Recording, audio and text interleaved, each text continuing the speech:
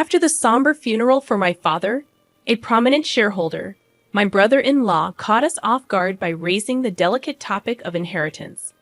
The focus shifted to stocks and a substantial $5 million bequest, confidently asserting that my wife, the eldest daughter, and my sister was set to inherit this windfall.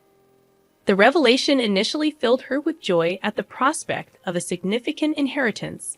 However, their excitement was short-lived when the family lawyer delivered the disheartening news that my brother-in-law had no legitimate claim to the inheritance. I, Greg Johnson, a 42-year-old office worker, reflected on my father's vibrant life. Despite his age of 78, he remained full of vitality, actively engaged in his work.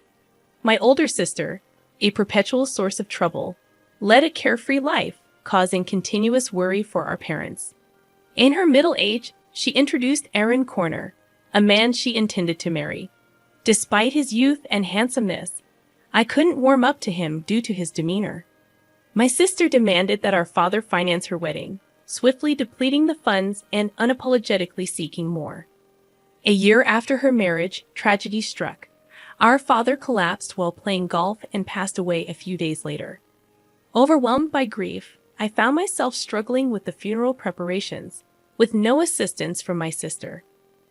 After the funeral, a lawyer visited our home to discuss the inheritance outlined in my father's will. While my mother and I were already aware of its contents, my sister and brother-in-law were oblivious until then. They shockingly claimed that the stocks and the $5 million inheritance should go to my wife. Stunned and speechless, my mother and I were taken aback. The lawyer corrected them, revealing that my brother-in-law had no right to inherit. Surprised and disappointed, my sister and her husband expressed disbelief and shock. The lawyer dropped another bombshell. My sister and I did not share the same father.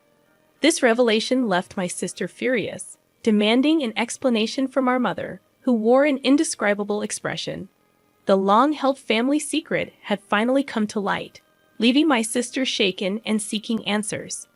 "I'm sorry," our mother managed to say amidst the shaking emotions. "You are the child of my previous husband."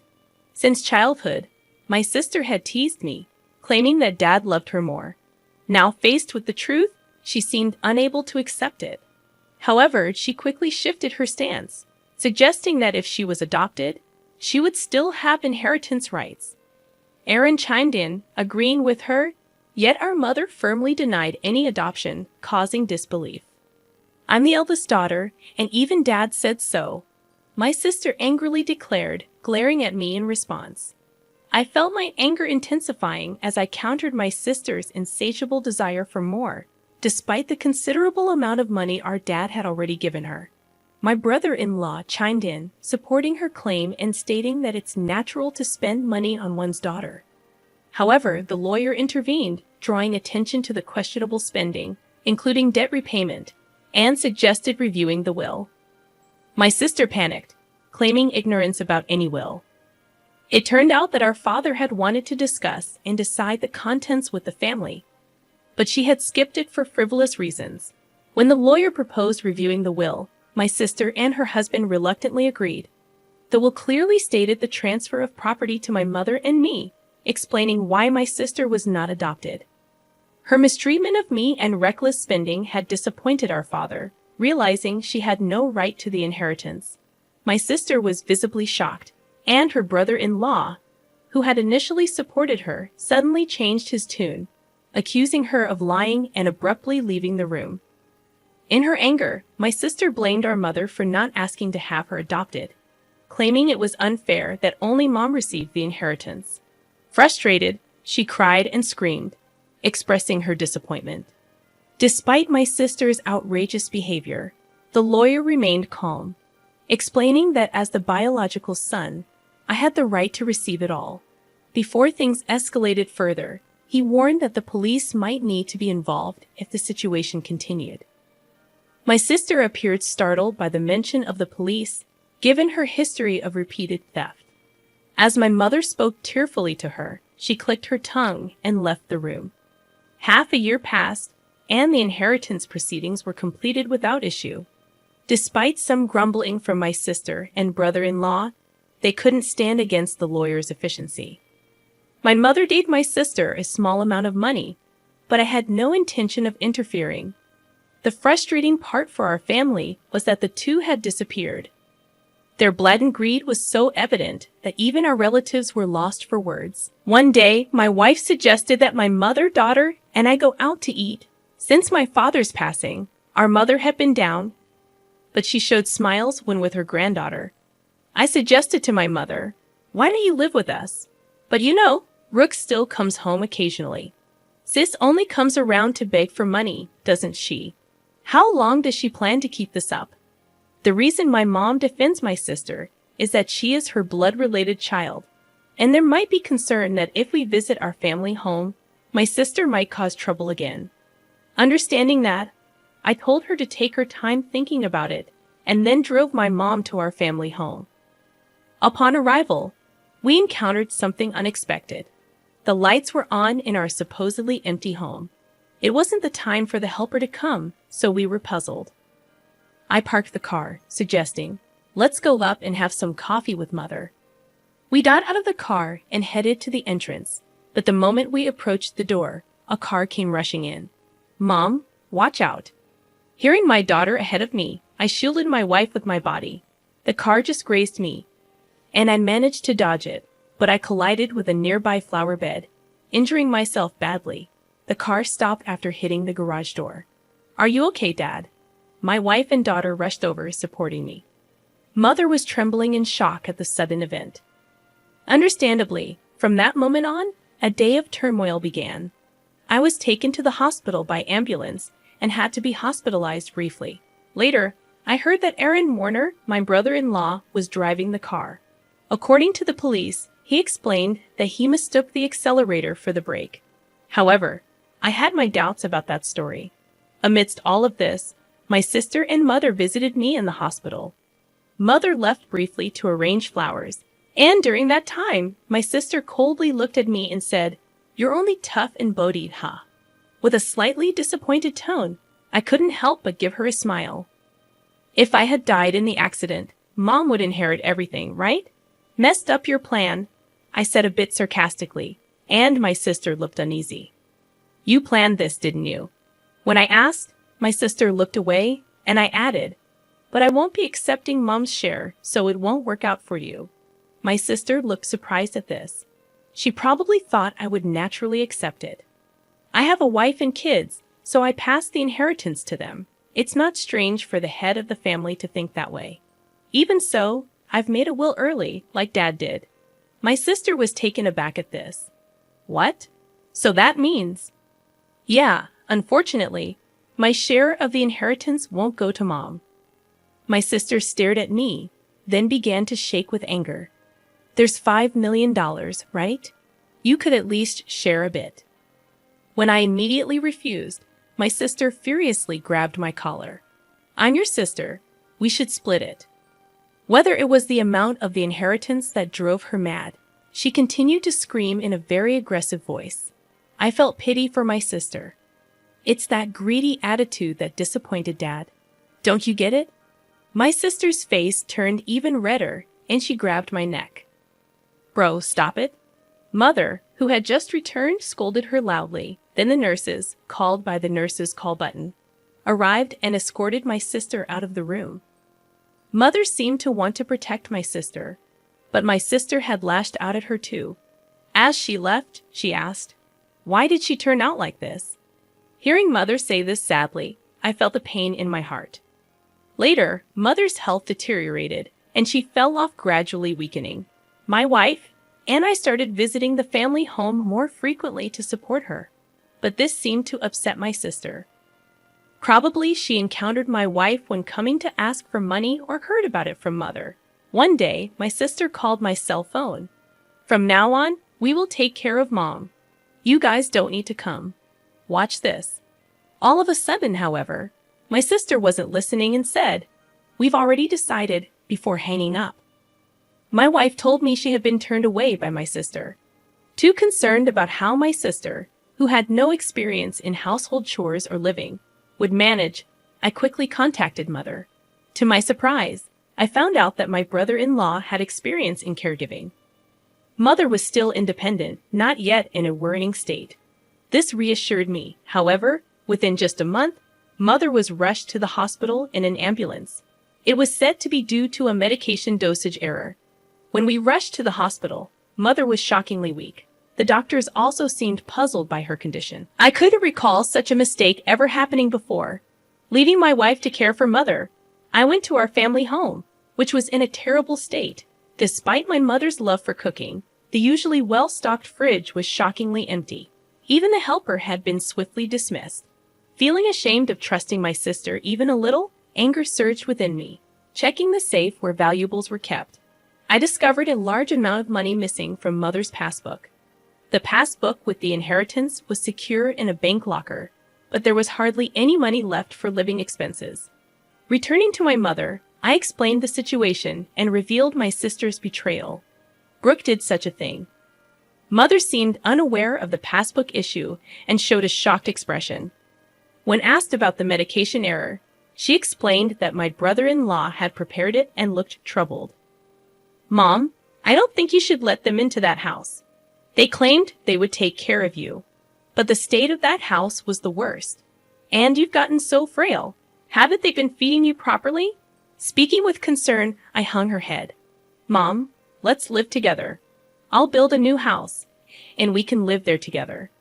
Moved by my suggestion, Mother shed tears. However, her condition continued to worsen. Despite the doctor's best efforts, they, along with my sister, seemed to weigh heavily on her. Ultimately, Mother passed away without recovering. When I went to the family home for the funeral, all the valuable items had disappeared. It seemed that my sister and brother-in-law, in need of money, had taken them. Standing in the desolate place, I was overcome with anger. I had to find a way to make my sister take responsibility for Mother's sake and as atonement for what she had done. I resolved to do something. The day after Mother's funeral, my sister and I met at the lawyer's office to discuss the inheritance. Condolences, but as her daughter, I'm entitled to Mother's inheritance.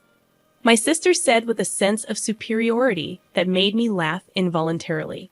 She seemed to be under some misconception. "Let's open the will then." As the lawyer revealed the contents of the will, my sister turned pale. "You're joking. Why, bro? You are not entitled to any of the inheritance. This is in accordance with Dad's wishes." My brother-in-law started to get angry, but the lawyer had nothing else to say except repeat the same thing. "This must be a mistake. Bro is her child, isn't she?" My brother-in-law suddenly became furious, throwing things off the table. "Are you trying to trick us? We won't let you get away with this. Give us the inheritance now." "Aaron, you planned to kill Mother, didn't you?" When I asked, my brother-in-law glared at me unpleasantly. "Oh, I wouldn't do such a thing." "Then why did the medication error occur?" My brother-in-law appeared annoyed. "I don't know anything about that. It's impossible that I can't inherit. You must have done something." My sister was getting more agitated. "Now I'm even behind on my condo payments." I was shocked. She hadn't rushed to Mother's side after hearing of her death because she was busy with such matters, hoping for the inheritance. "Really, there's nothing left." My sister pressed the lawyer. "That seems to be the case.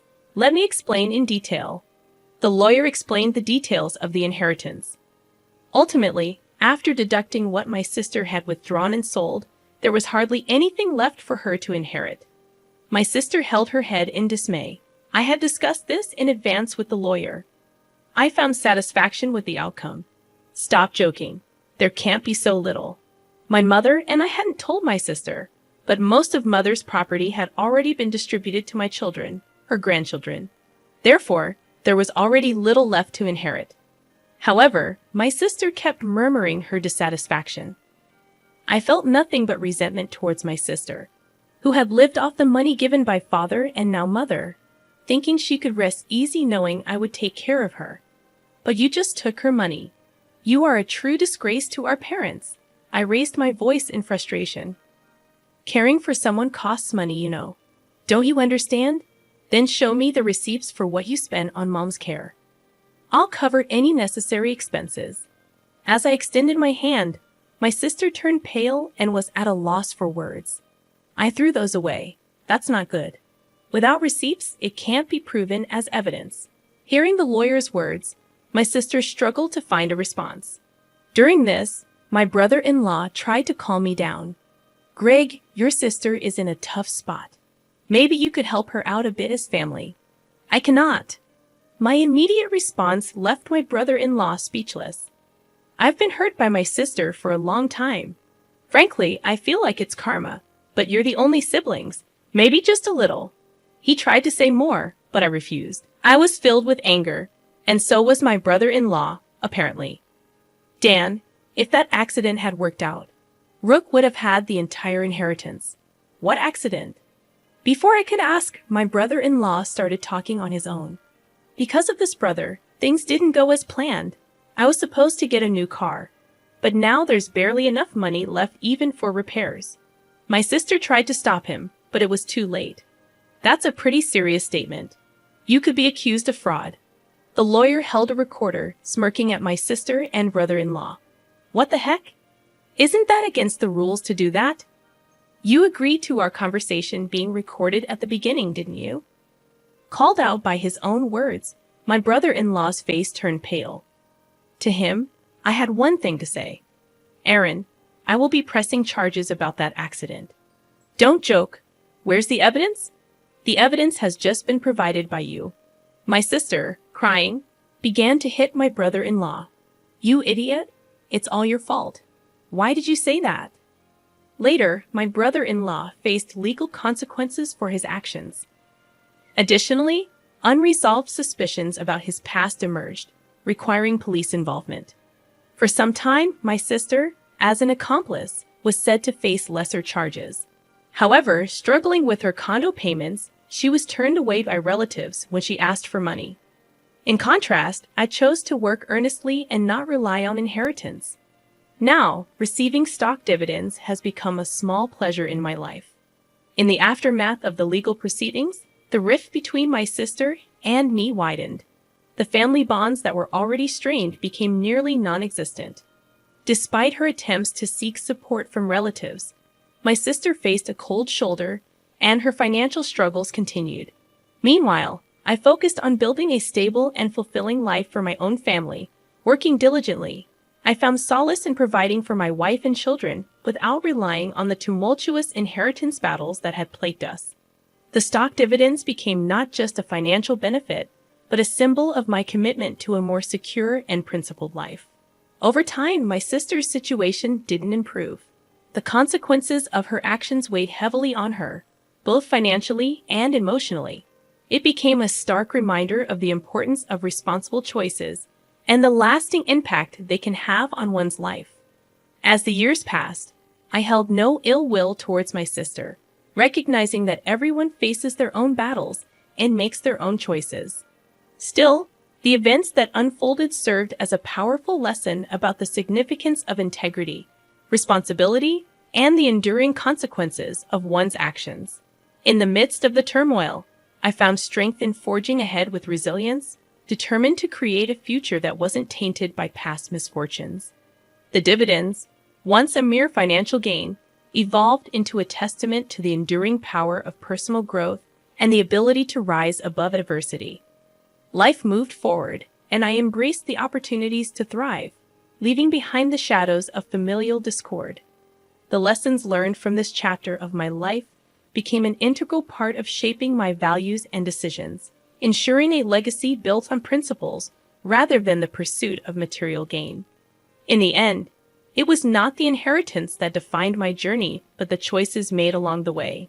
Choices that led to a life grounded in authenticity, resilience, and a commitment to building a better future for those I cared about the most.